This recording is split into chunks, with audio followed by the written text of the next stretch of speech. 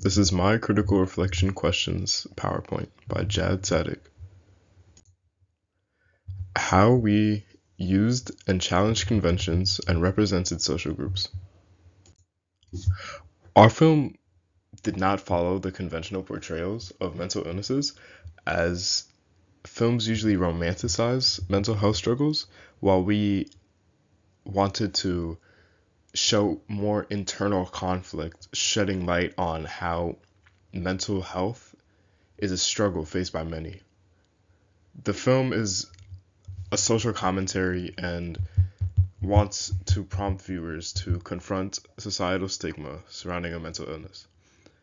We delved into the protagonist's emotional turmoil with their internal battles, anger, denial, acceptance. All of those are brought to light, which sheds more light on how these people in real life deal with these problems. We use specific techniques like a muted color palette with lots of cuts and especially the sound, which adds a lot to how the viewer perceives the film, which again amplifies the impact of mental health struggles.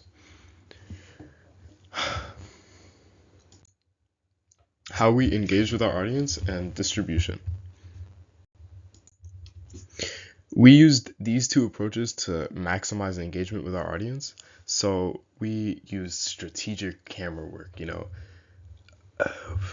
correct cuts in the right places, moving through time in chronological order, which really helped create a sense of suspense, especially with the use of sound.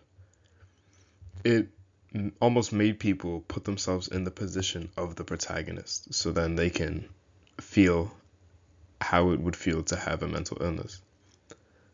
And employing online ads and strategic placements in publications and websites is what we would like to do. However, since we are a smaller media company, we would more than likely be able to advertise our film at film festival screenings or showing it to people at schools and local events to make our film gain traction. How my development, how my production skills developed throughout this film. This film, has helped me in so many ways. I mastered editing software, overcame hurdles and challenges, and collaborated and communicated with my peers. It really helped me grow more than just media.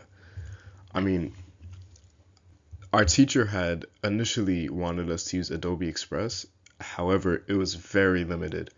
DaVinci Resolve, which we use the free version, had much more editing softwares, a wider range of tools, better transitions, better text options. It made the post production much better. The biggest thing about this film is how we overcame our production hurdles. We came through so many challenges through editing, through camera work, through even thinking of the film. We had to reshoot 2 or 3 times. However, we took it less of a hurdle and more of a problem solving approach.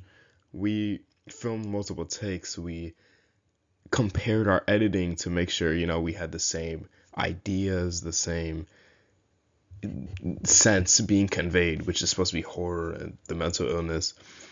And the editing techniques, I'm not gonna lie, I use tutorials, but it really helped me delve into what was capable through this. Collaborating was another big thing. We needed to collaborate with Caden, who was the main crazy man, to really help him achieve his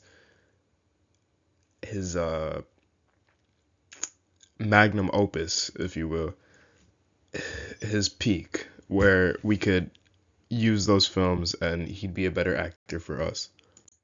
And finally, integration of technologies and how we integrated it.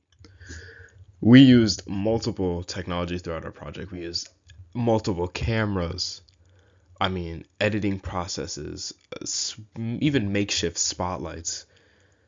This was another hurdle for us as we had budgetary limitations, of course. So we had to take a resourceful approach.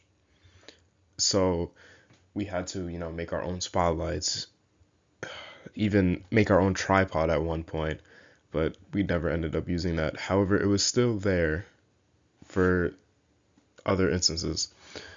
Anyways, technological choices helped a narrative purpose, which built a better viewing experience for the audience, which helped them, again, place themselves in the shoes of the main character, Jake. And the project was a lot about technology. It proved that technology was very important in filmmaking. And filmmaking wasn't just the actors or, the music, but it was a lot of post production, which we had not realized earlier in the year. And that is my Creative Commons Reflections PowerPoint. Thank you for viewing.